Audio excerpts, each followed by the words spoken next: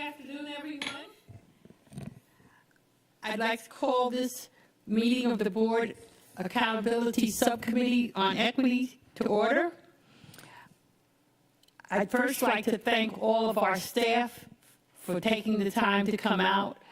I was telling Mr. Feliciano that I feel a little guilty sometimes taking you away from your offices and your work, but I appreciate so much your being here. And of course, to my colleagues on the board, thank you so much for being here also.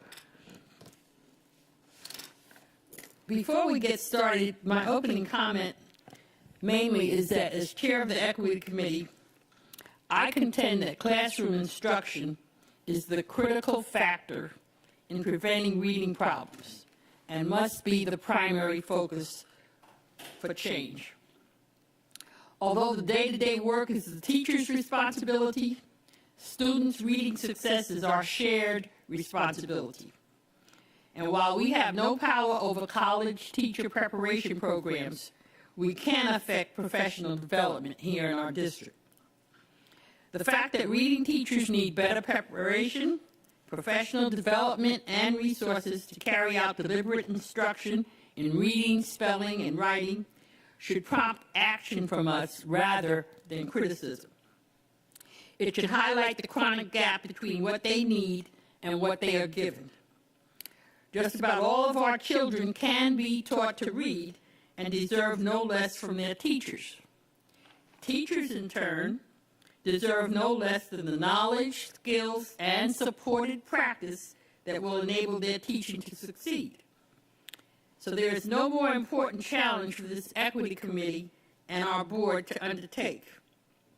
And of special interest to me is finding out through academic affairs whether our teachers are encouraged to use science, social studies, history as platforms for learning to read, even with our youngest readers, because that opens them up to excitement, to prior knowledge, and staves off the boredom of just always teaching skills, the conclusion, the main idea. It gives them some substance and something for their brains to wrap themselves around and find fun to help with their reading instruction. So I'm very happy today that we're going to have Dr. May's presentation on what is happening with us, with our readers. The other thing is that Dr. Levette had a meeting with me, and many things that I did not know were going on in the district are actually already happening. So at some point, we really need to hear from our Academic Affairs Department on initiatives that are in place at all of our schools, our schools of promise, and our little scholars are getting a lot more than I think some of us board members may be aware of. So that'll be something for another day. So I'd like us to spend the last 15 minutes today, if possible, discussing, Ms. Grabowski and Dr. Hoskins-Brown, what we might do to make reading a more pleasurable experience for our youngest children, and how do we incorporate that into our whole initiative to make sure that they're reading proficiently by grade 3. So first, we have some guests here today. Dr. Johnson, I appreciate so much your being here, and I'd like you to introduce your guest, and then I have another citizen who I'd like to introduce to the crowd. Thank you very much, Ms. Hall, staff, and other board members. This is Dr. Brenda Logan, who is chairing the Racial Equity and Leadership Task Force Chair for Education, and we are here because of our interest in education, and it is a major part of the work that we are passing. So thank you for inviting us. Okay. And now I'd like to introduce Ms. Miranda Bronner, and she comes to she's been at several of our board meetings, and I've noticed her, and I've noticed her interest and the substantive comments she's made from time to time during our public hearings. So I'd like her to introduce herself because I'm trying to interest her in perhaps joining our committee as a person representing the public. So, Ms. Bronner, would you just give us a little of your background?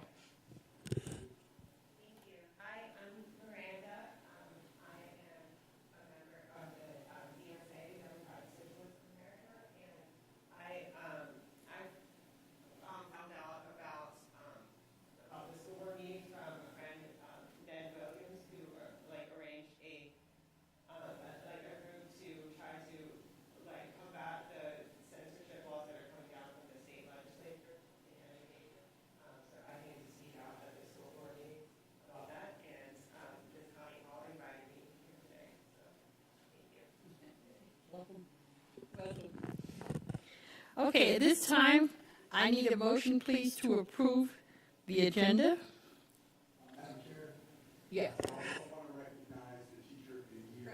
Oh, yes. You know what? I said hi to her, and how surprised and happy I was to see her. Please, our teacher of the year, please stand and let's applaud you. Come join us.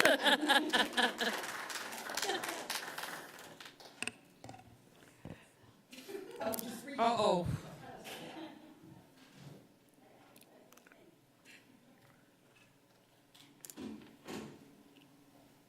And we certainly hope any of the information you can carry back from this to your teacher senate meetings, that you will do that, because that's certainly a good way. And if you have things you need to bring to us from the teachers, you know, it would certainly be helpful and wonderful to have that. So, thank you, Mr. Feliciano.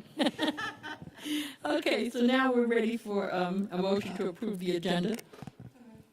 Okay, moved by Ms. Grabowski. Is there a second? Okay, seconded. All in favor? Okay, passes. And now approval of the minutes from August 30th, 22. Do I have a motion? Okay, Dr. Hodgins-Brown, is there a second? Okay, Ms. Grabowski, all in favor? Okay, thank you, so approved.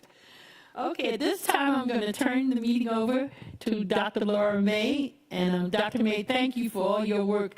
I was so sad when we lost our friend back to Atlanta. What was his name, David? Yeah, Mr. Austin, but you have certainly come in and filled his shoes admirably, so thank you so much. Thank you. Thank you, everyone. It is a pleasure to be with you this afternoon. The first agenda item that I would like to cover are the DOS REMI updates, specifically with regard to the Way Forward 2026. So our district accountability system reporting, evaluating, and monitoring instrument, the DOS REMI, provides the district strategic plan framework. Updates have been made to the category Key Performance Outcomes, the 4-year cohort graduation rate, and the credential of value. So to help clarify and specify the reporting requirements, the district-wide continuous improvement process, the SIP, section has been created. The SIP includes high-stakes key performance outcomes along with areas of board interest. So I will let you take a moment to look at those items. Please let me know if you have any questions with regard to these areas.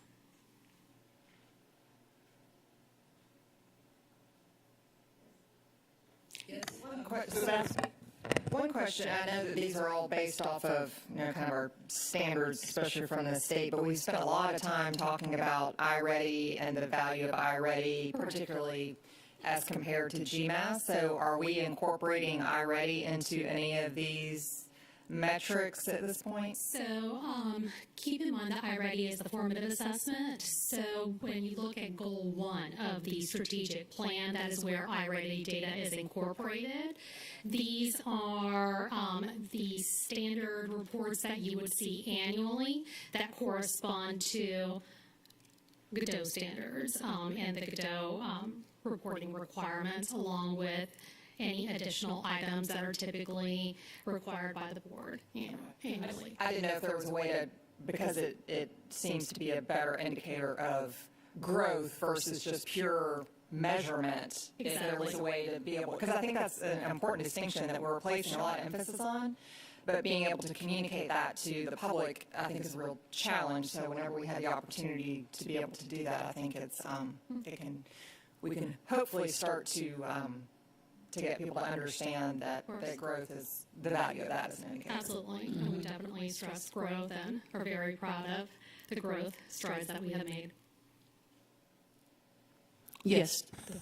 I'm looking at the reporting schedule, and I know it's primarily driven by when those data are available. But I'm thinking, during our budget process, we kind of do a backward look at the things that we've discussed as being important during the year. So I'm looking at the internal audit summary report. When is the CAFR, the thing that is no longer called the CAFR, when do we normally get that?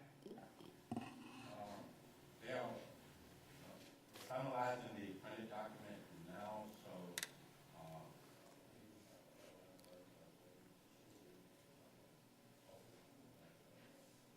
Okay, so for the most recent year. So we get the CAFR in the fall, and then we'll have the internal audit summary report in March. I was just wondering if there was some value to shifting that forward a little bit, so that's closer to when we're in the mind of the budget process.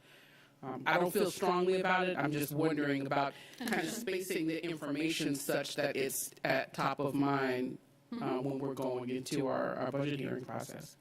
And where ideally would you like to see that? I mean, not too far along, because in June we are actually we're talking about line items. So I would think, April or May, but not necessarily March. Okay.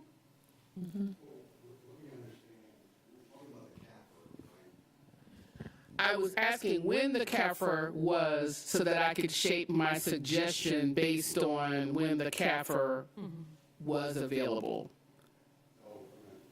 Based on what Maxon said, we're looking at December. The board? Mm-hmm. Okay. So the internal audit summary report, I was thinking maybe you could shift forward a month or so. Okay. It's not a strong suggestion, it's a soft suggestion, that's all. We will discuss it with the audit department to see if it can be moved forward, because I think it's timed when the audit committee meets, and then they vote on it to approve it, and then it goes to the board. Right. So, yes, we do that. I rarely hear staff complain about having more time to present. So since you have back-to-back reports from January to March, I was thinking, one, it would move that information to us forward, and two, it would space out some of that staff demand. But I am perfectly open for you to leave it. Oh, but it makes sense, I think, to do that. So if that can be done, let's do it. We will definitely take that into consideration and consult with audit. Thank you. All right, so moving on, unless there are any other questions with regard to this initial portion. Let me ask the committee, because we were talking about the CAFR, is there any value that the committee sees in putting the CAFR as a line item under the continuous improvement process? And in a month it would be reported on? What do you think, Dr. Hoskins? You're asking if there's an advantage? I think yes. It is a high merit document. It has high rigor. We're doing the report anyway. It makes sense to include it in our accountability structure. It's not like we're not going to do it. And it's been award winning. So, I see it as only value added. Okay.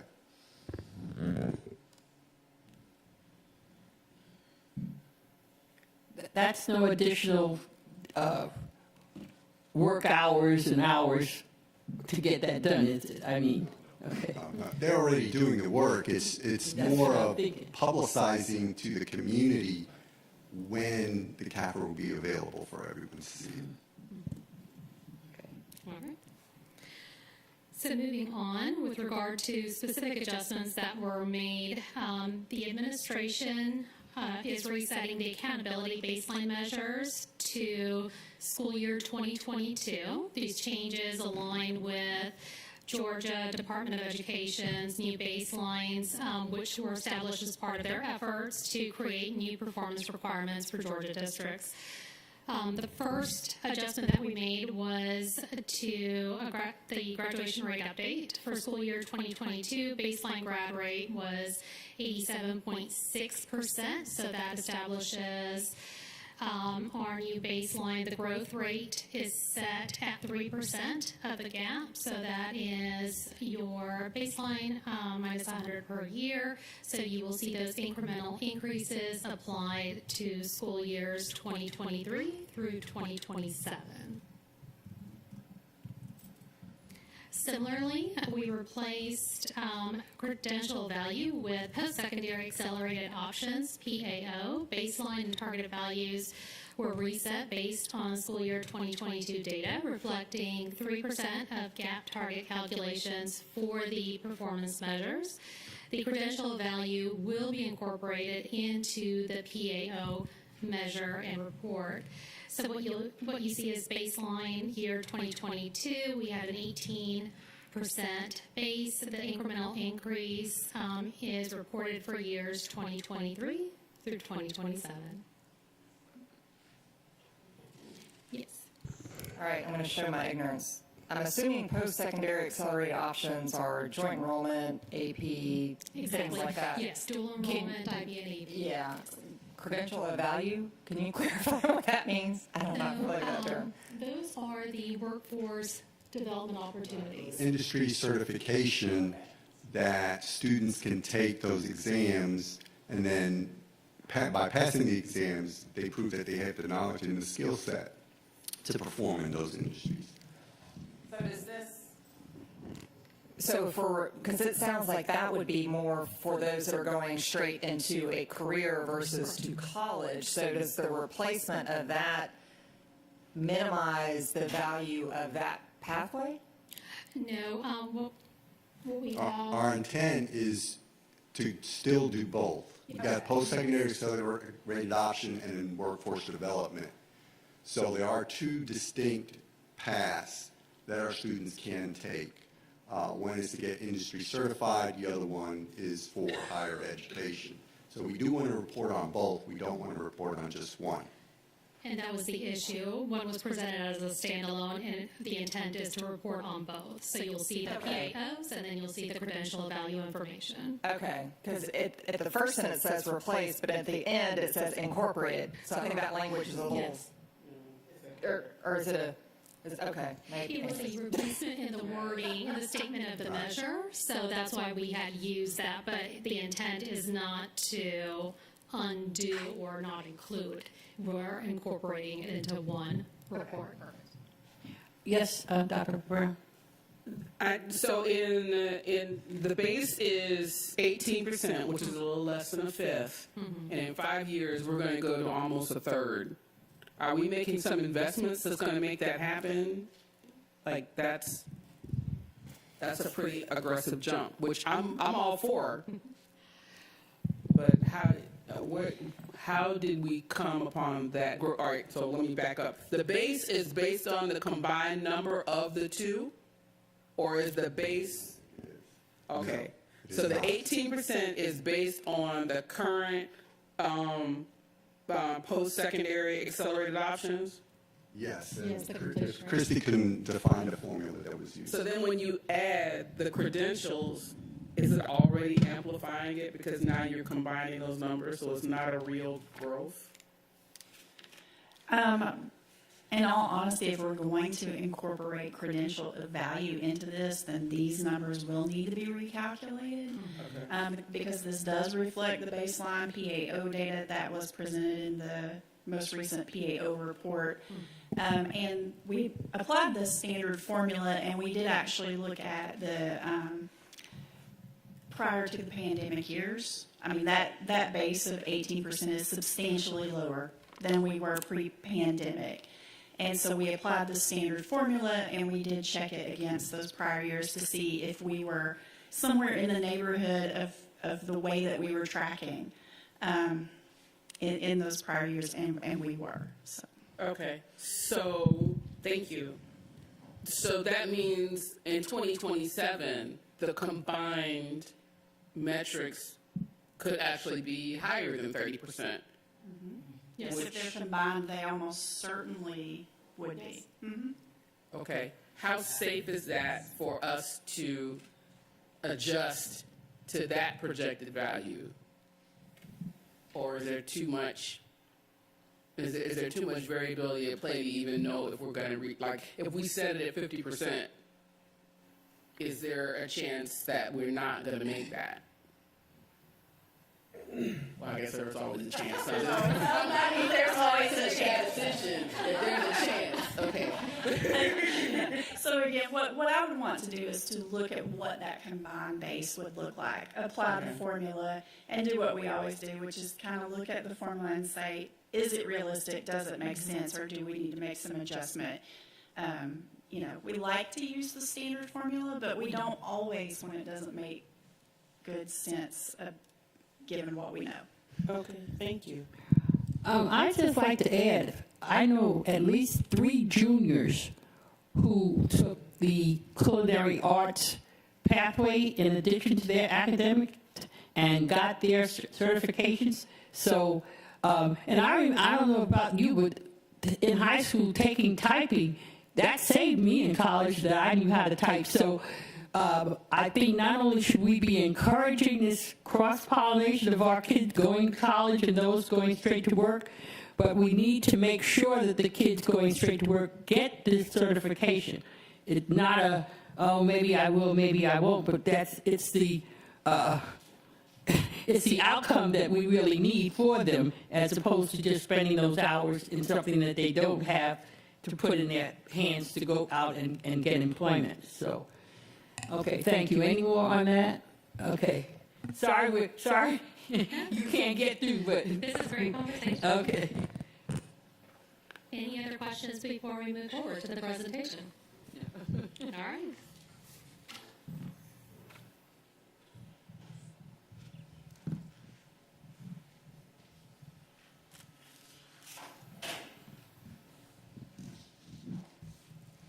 All right, so today's presentation focuses on reading on grade level for the 3rd grade, and we're going to take a look at subgroup performance and strategies from academic affairs. So it's important to understand when looking at the assessments that we utilize to determine whether students are reading on grade level or not, the differences between formative and summative assessments, which I know we've discussed in the past, but this is a brief refresher. We really take that balanced assessment approach, and we like to grow students throughout the year before they get to that single summative assessment point. So the goal of formative assessment is to provide snapshots of student progress, to identify any misconceptions they may have, any academic struggles they have in reading as the topic at hand today, any learning gaps that are being exhibited, and then to inform how teachers, how to close those gaps. So where are those areas that need to be emphasized, need to be retaught, need more practice for the students. So the goal is always to close that gap between their current, that snapshot that we get from the formative assessment, and the desired performance, them attaining that goal by the time they take the GMAS summative assessment at the end. So we're helping students to learn and practice. This is occurring throughout the course. They're identifying those gaps, improving learning, and driving students to attain the knowledge necessary. By the time we get to the summative assessment, we're starting to wrap up the school year, and that's when GMAS is going to occur. Remember, that is a single point of assessment to determine where students' performance levels are. So they measure student knowledge and skills at that specific point in time to determine whether students are meeting standards in the subject area at hand. So here we're talking about reading as assessed by GMAS. So when we're talking about this, it's really important to understand that you're only capturing student performance on that day and at that time. So when we're talking about assessing reading on grade level, and you're looking at what we use for the formative assessments, we use iReady Reading Diagnostic. The iReady Reading Diagnostic score index is an index of the Lexile band, and it tells you how students are performing in the following domains: phonological awareness, phonics, high-frequency words, vocabulary, comprehension, literature and comprehension, informational text domains. When students are taking the summative assessment at the end of the year, the GMAS, that constitutes a subset of reading items built into GMAS ELA.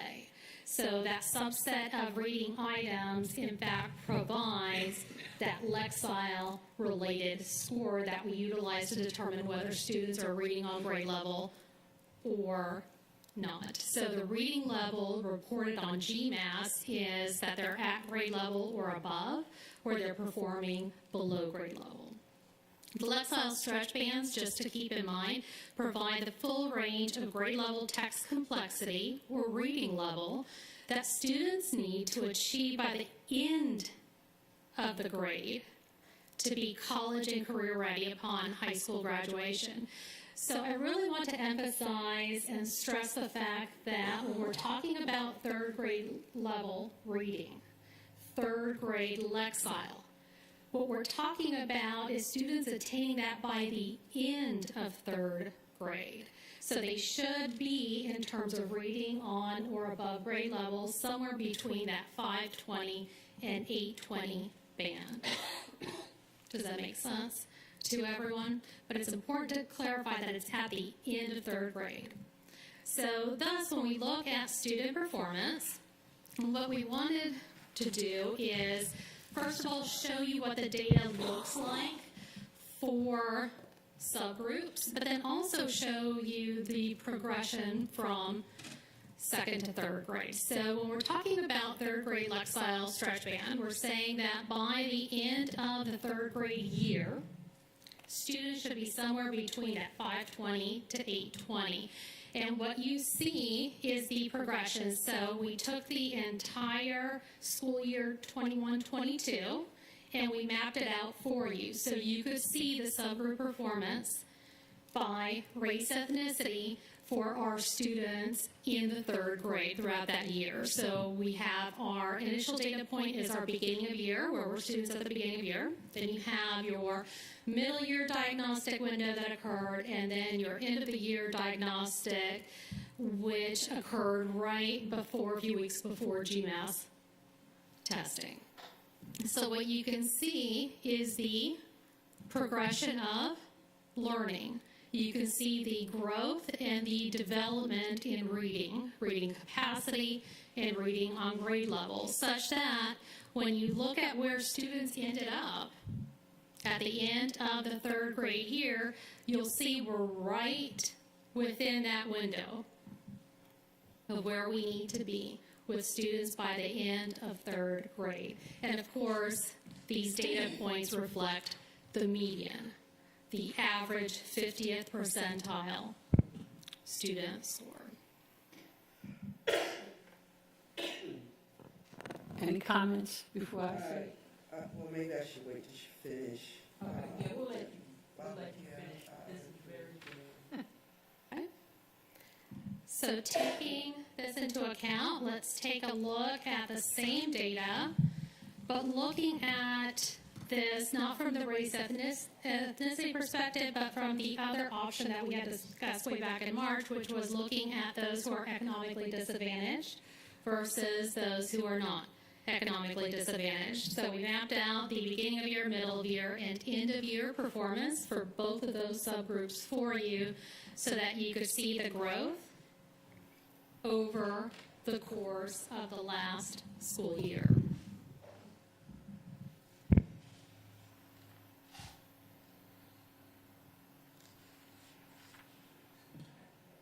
Yes, ma'am. Yes, ma'am. That is the beginning of year, and then the middle of year, and then the end of year. You're very welcome. Ladies, any questions? Because I sure, it's like, I want to say something, but any?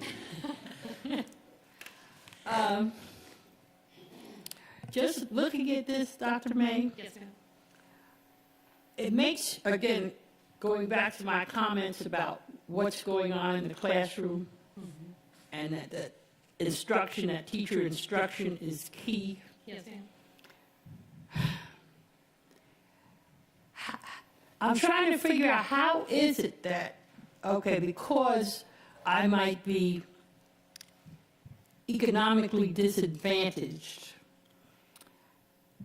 how does that necessarily correlate to me being in this strand that can't quite make it to where I need to be?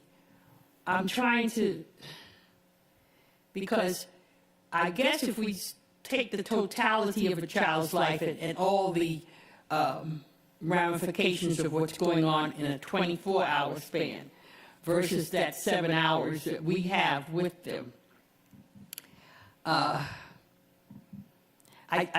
guess I'm just wondering why it's so dramatic that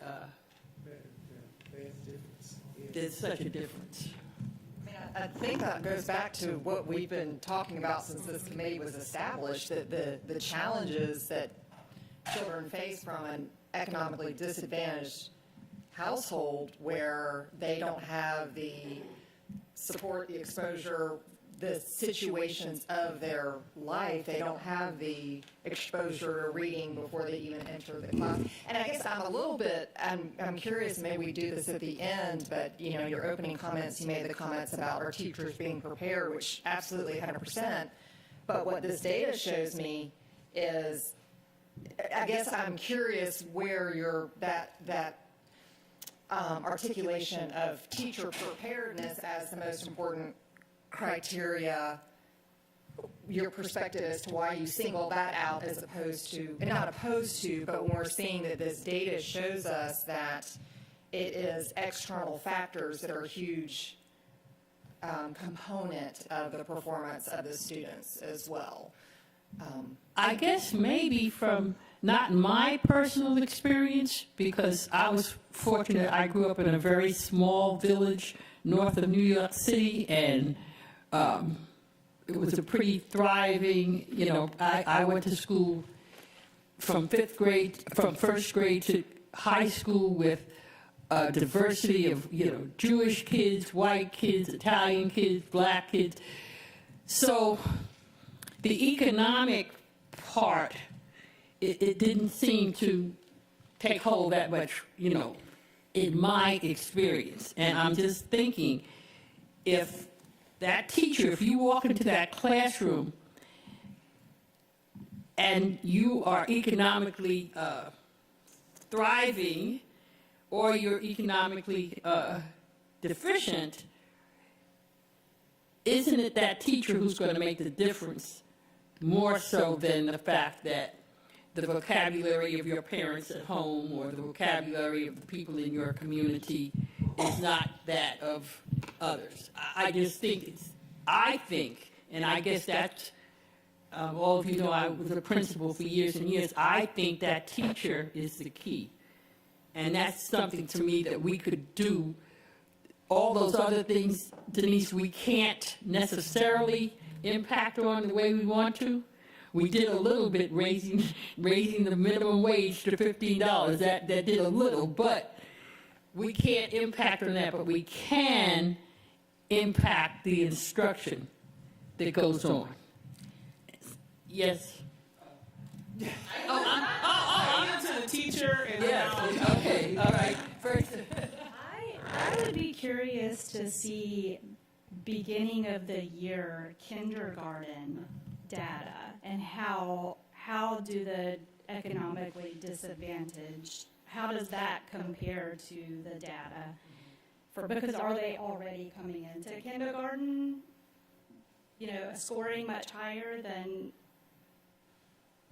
you know, other students who are not having the same problem at home?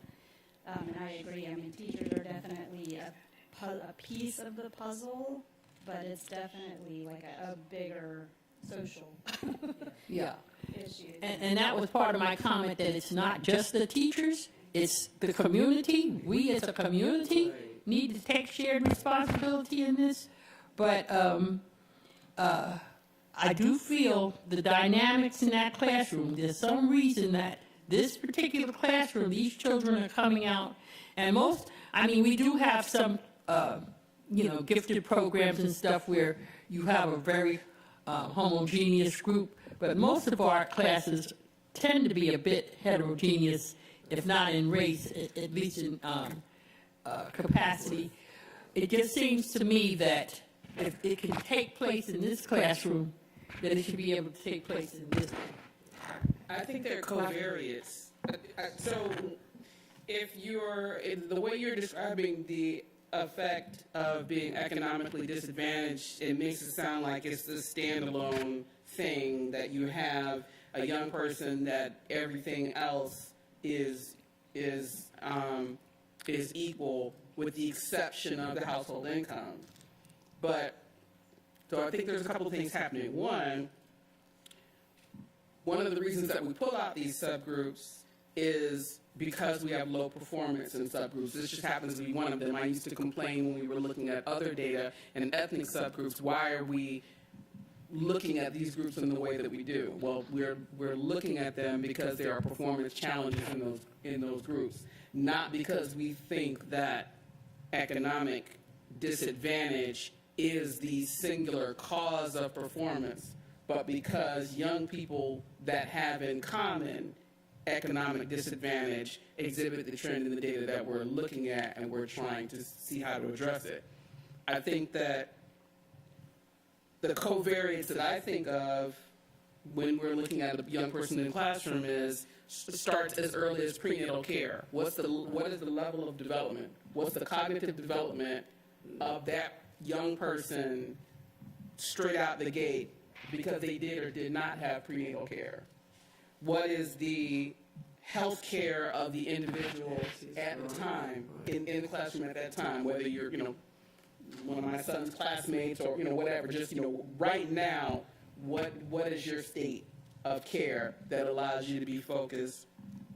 What is the level of active parenting? My son was complaining to me this morning. He's like, you know what? They always threaten to call you because they know that you will come down here and make change. They're going to call my mom, but they're not going to call the mom of the person he says. Who knows if they actually call the mom of the person he's sitting next to? But he knows for sure I will get a phone call from my son because he knows the minute I get a text message from the teacher, I'm heading down the street going to school. So for him, it's, the level of active parenting. He has a very active parent, and that affects his focus, his behavior, all these other things, because there's going to be an immediate response versus the response of someone else who is working in Pooler, can't come on, can't or won't come over, to the school. And then you talked about growing up in north of New York in a small community. That rural versus metropolitan experience is real. Yeah, tell me about it. So I just think that folks, I don't think that we should be looking at economic disadvantage as if you're a low wealth family, you inherently are going to have a problem with achievement. It's all the stuff that comes with low wealth that takes your attention and distracts you as a young person who's trying to learn these 700 level Lexile words, but you can't do it because you've got these other things going on.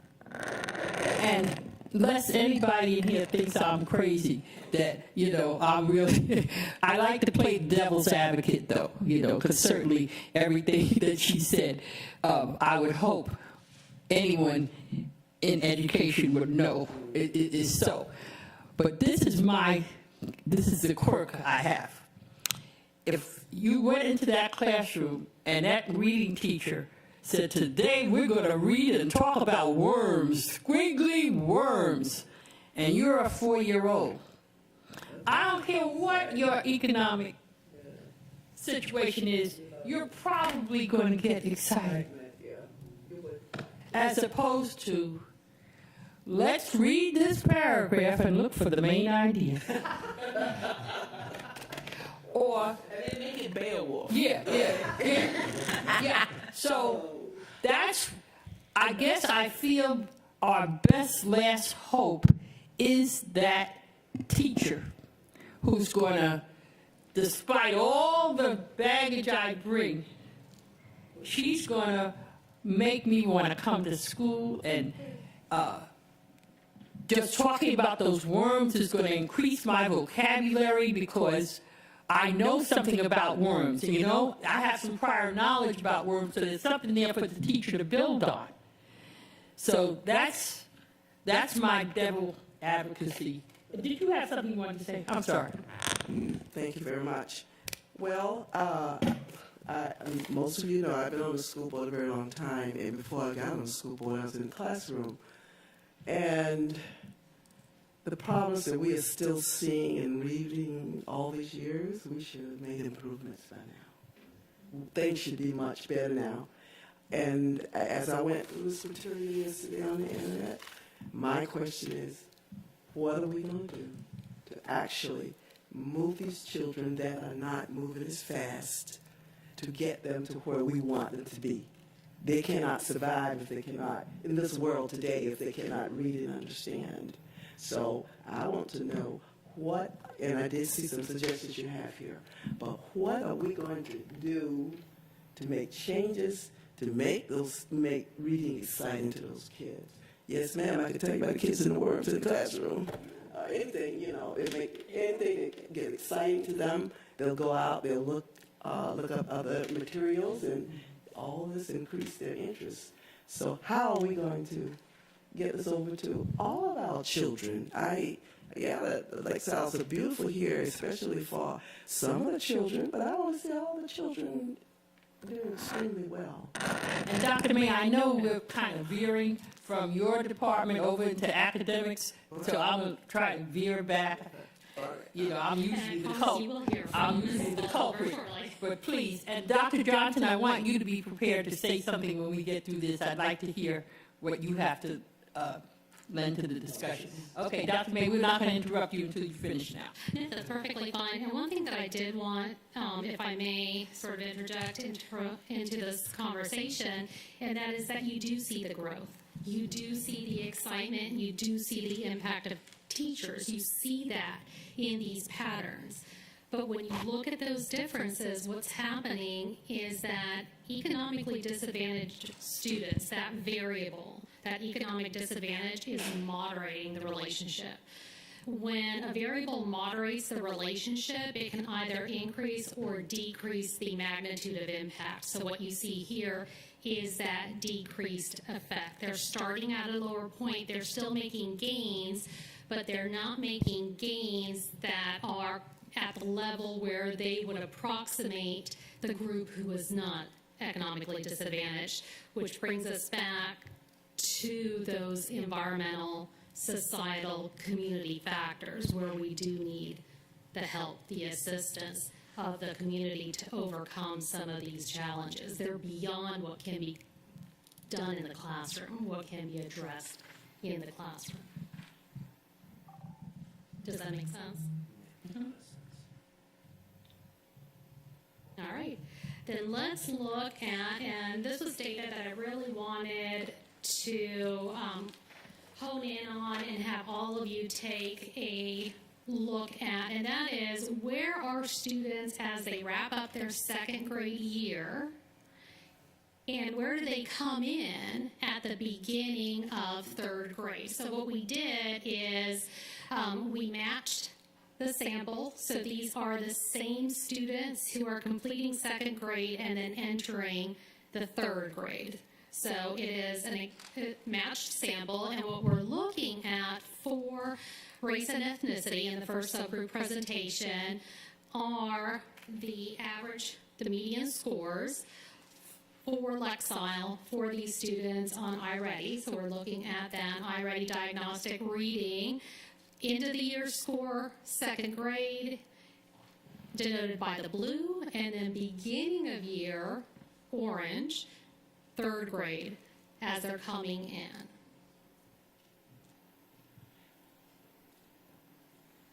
So do we know what attributes to that growth between the end of one year and, because usually we hear about summer slide. Yeah. Exactly, and that's one of the things I wanted to draw your attention to, I mean, it's because you exciting made that that- assumption, right?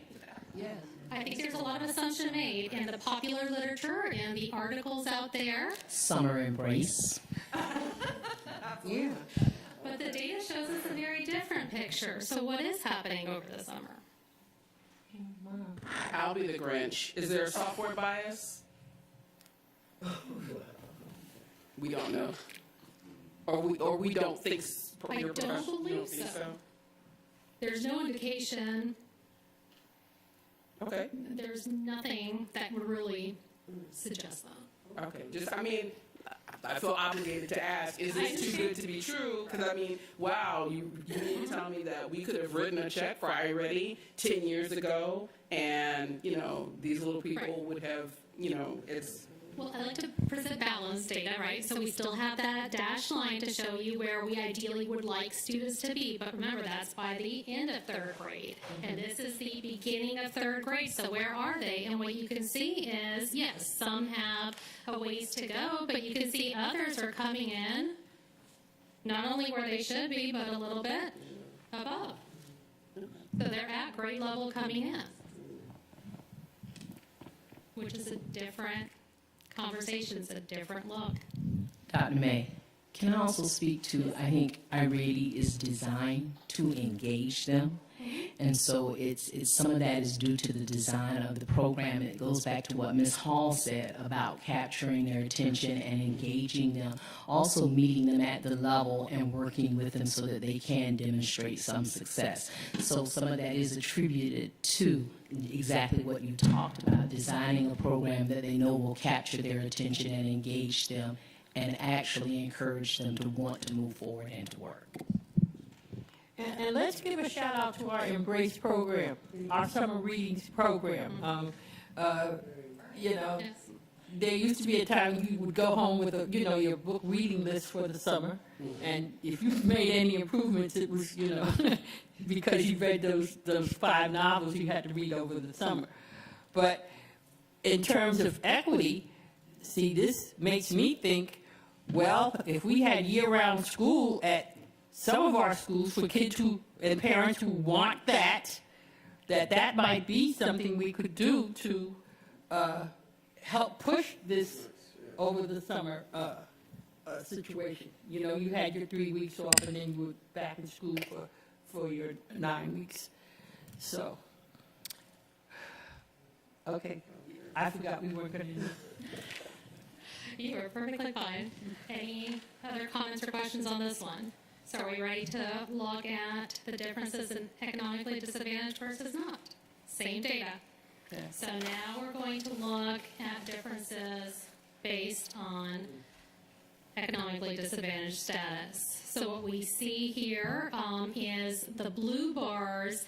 Here we really wanted you to see the difference within each time frame between the two. So the blue bars reflect those who are economically disadvantaged, whereas the orange reflect those who are not economically disadvantaged. And here, we really want to highlight the differences between at each point in time, but also the fact that growth is occurring, once again, between that end of the year and beginning of the year, which definitely suggests summer is not a learning loss experience for this group of kids. They're continuing to grow, they're continuing to develop. I think something else positive to point out in this is that the relative growth is the same. Yes. That, and I think that seems to kind of connect to what Ms. Ballver said about, you know, the effectiveness of the tool, is that, you know, you had 140-point growth with non-disadvantaged, and then 155 with economically disadvantaged. We don't always see relative growth like that. Correct.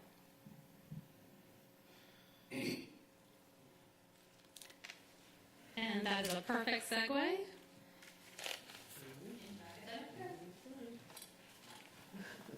Good afternoon. So, one of the strategies that we wish to share a couple, but our main strategy we wish to share with you is the development of our literacy task force. And this speaks directly to what we were talking about in it being a collective responsibility, because this task force is comprised of not just educators or district personnel, but we also have our post-secondary partners that are part of the task force. We have parents, we have our daycare providers, and we also have some of our other community stakeholders and those that we have partnerships. They're part of our task force.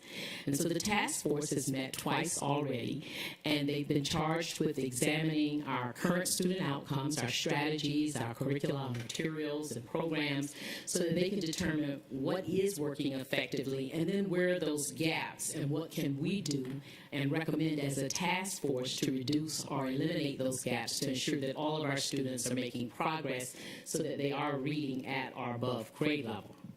And so at the end of its work, which will be in school year 2023, the task force will be making recommendations to the superintendent. The goal is to make those recommendations between January and February. We will be meeting again actually in December. And so our recommendations for improvement focus on teacher preparation, the actual reading instructional strategies, the professional development that we're providing, also partnering with parents and other early learning supporters and providers, and then looking at the use of instructional materials and how we select those materials, and again, making sure that they're culturally responsive.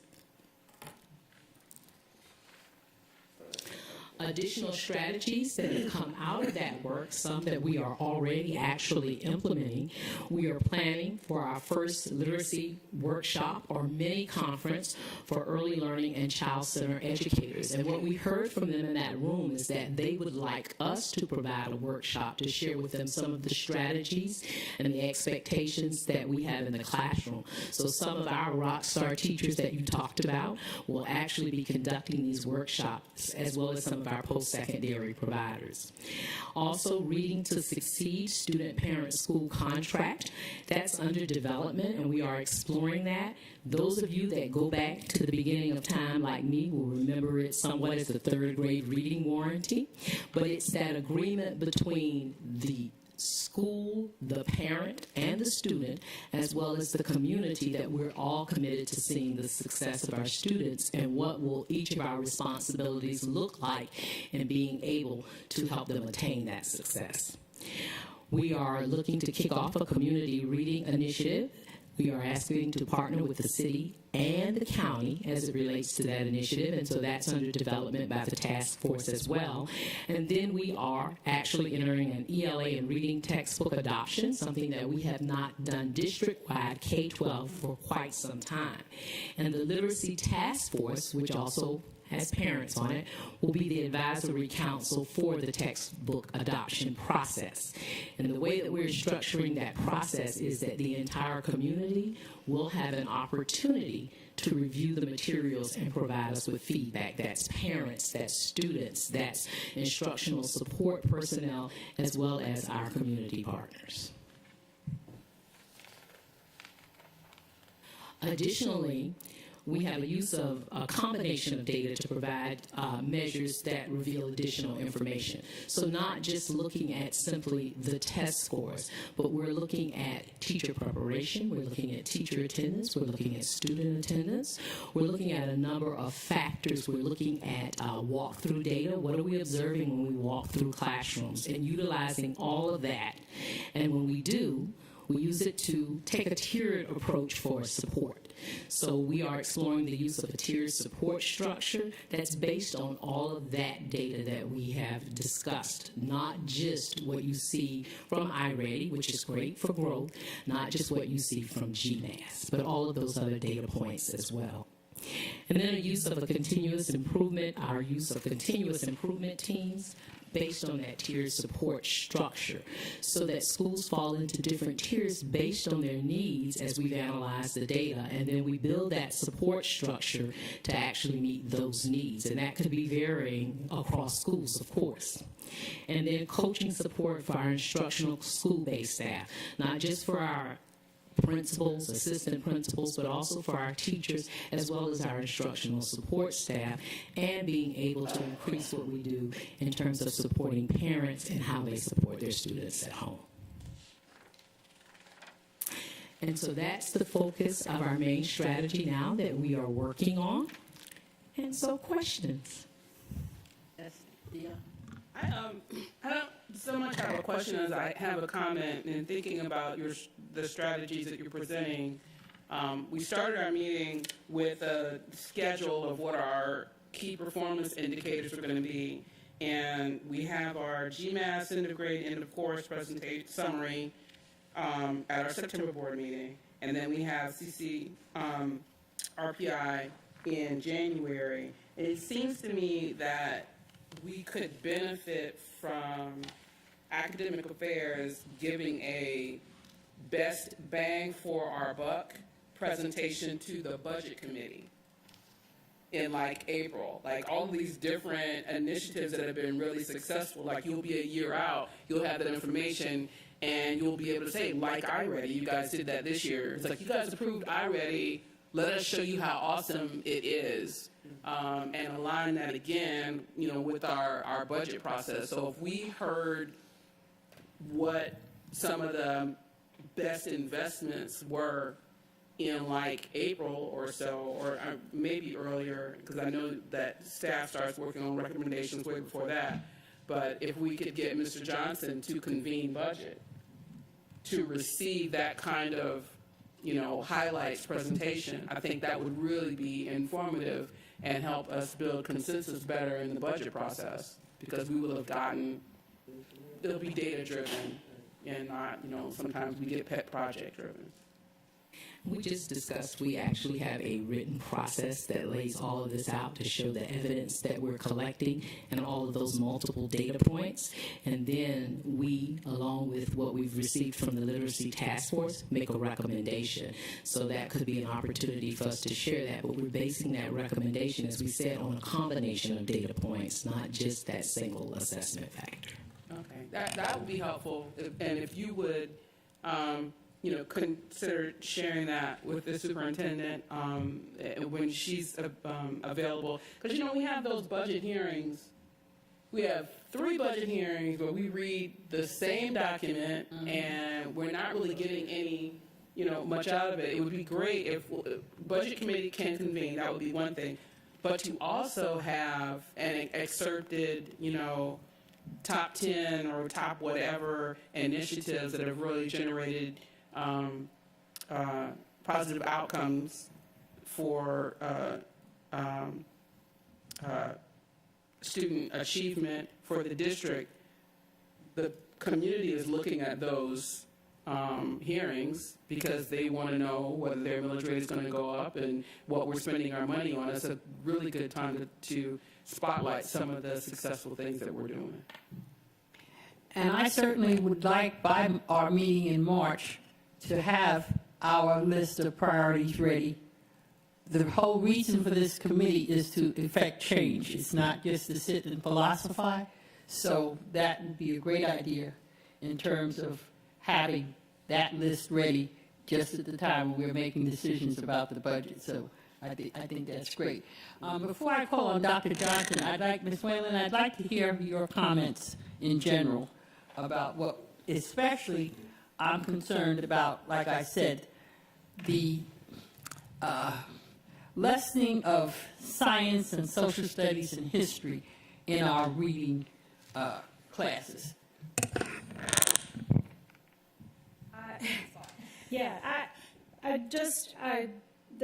These are the things that keep me up at night, right? Like, it warms my heart so much to hear you say things like creating a love of reading.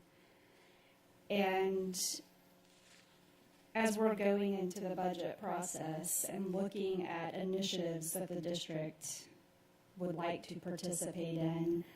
I would really love us to think about these computer programs like Amira and iReady, and are those things really creating a love of reading and a love of learning for our children? I think if we tell the teachers that we're investing in one more computer program, that yes, I mean, it's not teachers, when you hear teachers complain about lack of autonomy in their classrooms and not being allowed to use their professional judgment for their students, it's because of these kinds of initiatives that are being forced, that there's no time to integrate science and social studies because we're putting our children on computers for an hour or two a day, and it's eating away at that instructional time. So I just need to say, like, let's look at investing in human beings coming into our classrooms and not more computer programs. It's kind of going back to we used to have individuals coming into the classrooms, especially to assist with the reading in the past. So this is a good idea. So I certainly have to thank you for your honesty, because I know that's probably a little tough to sit up here and say, but that's what we need to hear. And I think, as we, I hear about the literacy task force, I'm always, where are the teachers in this? What is their feedback loop? What is their opportunity to engage actively in this process and not be handed a document that said, here's what all these people think you need to be doing. So let's please make sure that it's either the professional senate or somehow or another that our teachers are very actively engaged in this. I'm still trying. I just really appreciate her honesty, because especially from the Montessori approach, where my children both started their education, and I saw and Montessori is all about what you're talking about, Ms. Hall. It's all about integrating all of the disciplines together. It's not, now we're going to read, now we're going to do math. It is everything. It is so, and I'm not trying to, I am advocating for Montessori because I do think it's wonderful, but that human touch and the opportunity for students to be able to find a way in which they can excel. Because we all know, we've all talked about, students are going to perform, they're going to respond differently to different stimuli. And if we expect the only stimuli them to respond to is a computer, then that's going to work great for some, and it's a supplement, I think, for all of them. But I just appreciate her honesty. Two other quick comments. The other group that I hope that, and I mentioned this before, I would love for us to engage obstetricians and pediatricians in this process, so that when mom is coming in for her prenatal care, they are hearing day one, read to your baby now. Read to your baby, play the music, do all the things that are going to encourage healthy fetal development, and then once that child is born, read from day one. Because and that in and of itself, I think, can have a huge impact on the parents and instilling in them their role. And I think that's where the economic disadvantage comes from. And maybe this is a biased view, but those that have the luxury of having the stay-at-home mom, or someone who has the ability to have a nanny there all the time who's reading to the one-year-old, if we can instill that regardless of income from that day one, I just think that's a huge opportunity. And then the last comment I'll make, and then I'll be quiet, I promise, is with all of this, and this goes back to what you were saying at the beginning, Ms. Hall, we've got lots of great initiatives going on, but even as a board member, I don't understand how all those pieces of the puzzle fit together.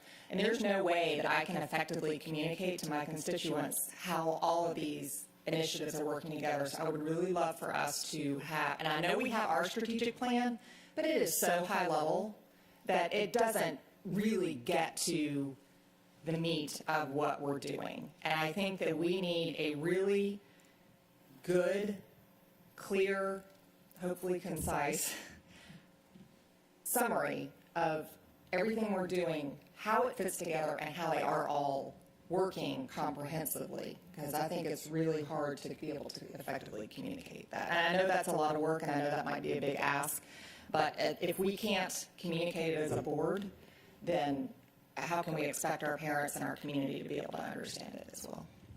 And so I also want to include that I think professional learning is taking care of this. We actually have invited a pediatrician to join our task force at the next meeting, and approximately a third of the task force is comprised of K-12 teachers. Oh, good. Okay.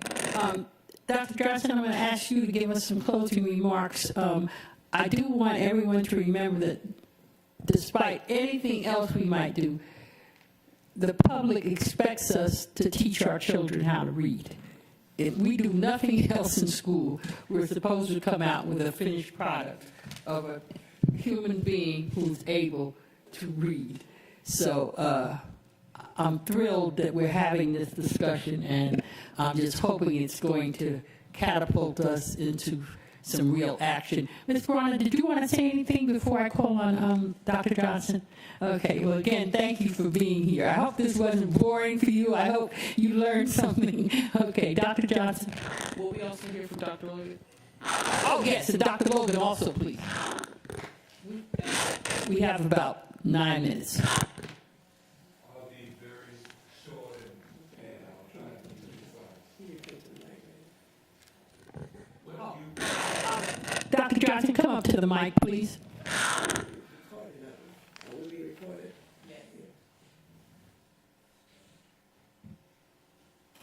You know you're going to be put to work. He's ready. Always ready. What this board and this staff are confronting is a societal issue.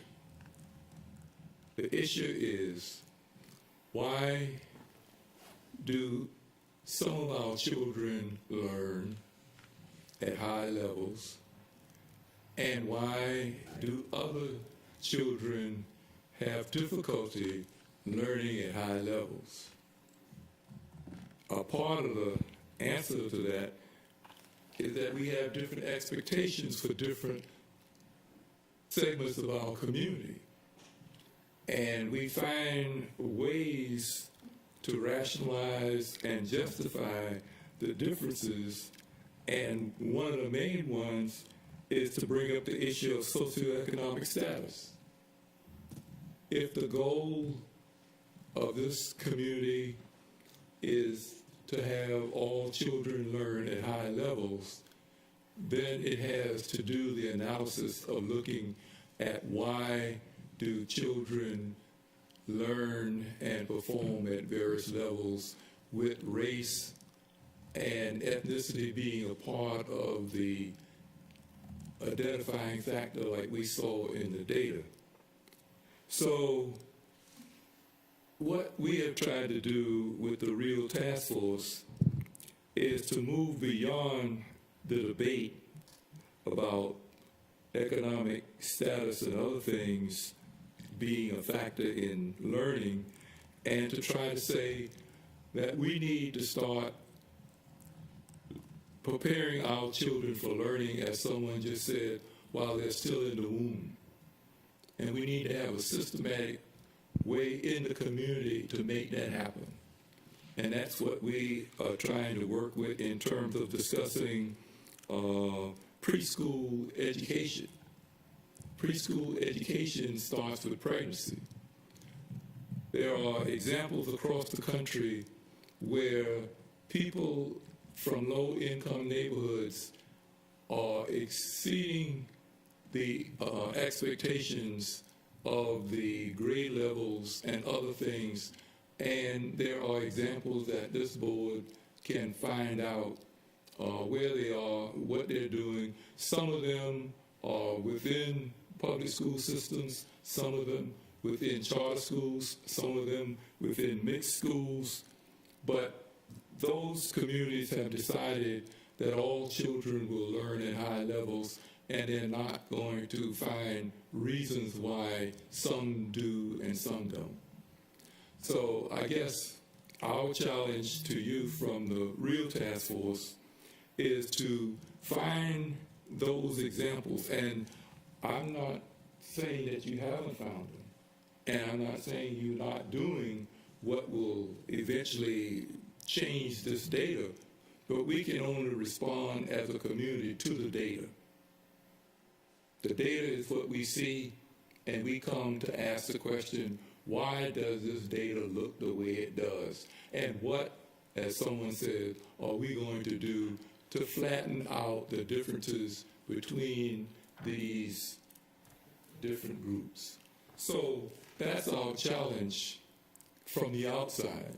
And I'm glad that you have a committee working on this. That's a broad cross-section. I don't know who's on it, but I hope they will be the kind of people that will ask the tough questions. And it's not a blaming issue, but it's a challenge to our community. And I'll close with this. Right now, this region is experiencing a boom that will change the nature of this region. Thousands of jobs are going to be created within the next 5 years. And will our children, when they finish high school, be prepared to take those jobs and they're all being claimed as high-paying jobs?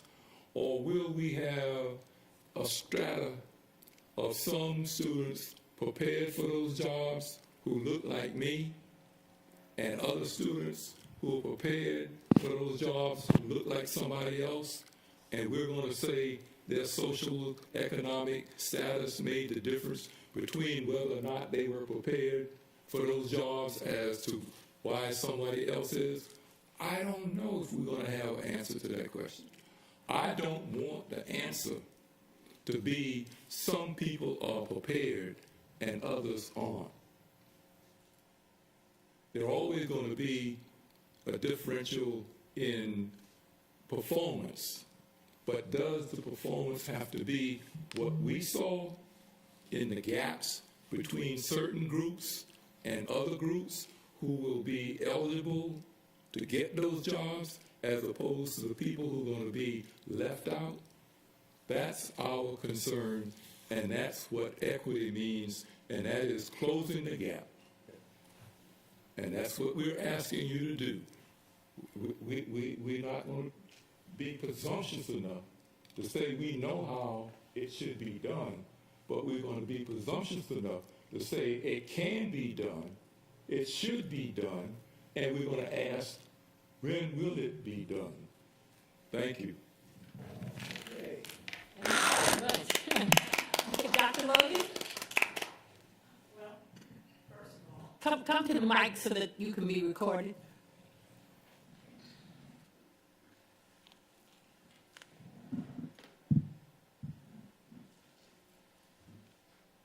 First of all, I want to thank everybody that presented today, and we appreciate all of your hard efforts at working at your positions and all the good questions we had today. But when I think about reading, I think about a teacher I had here in Savannah. Her name was Miss Kathy, and the other teacher was Ms. Waters.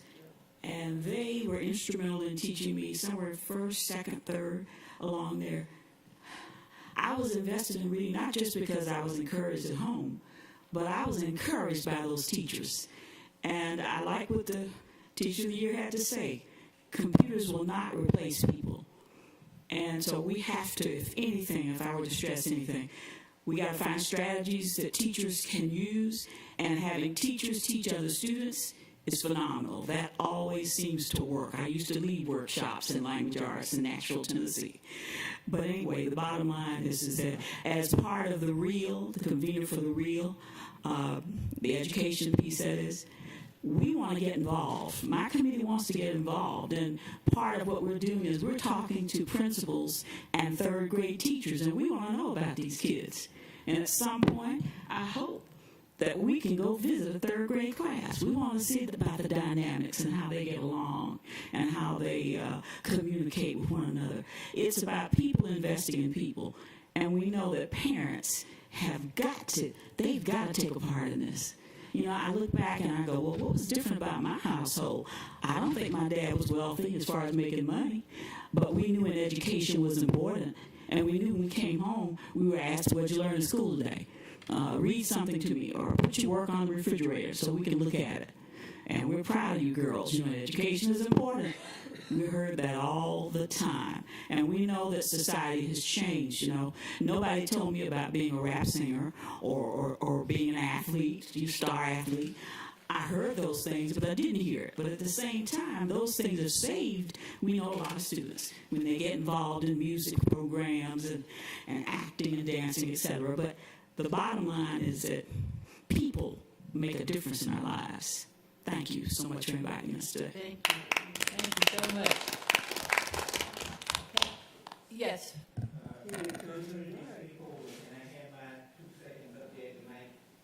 Yes, sir. And staff, we're about to let you go.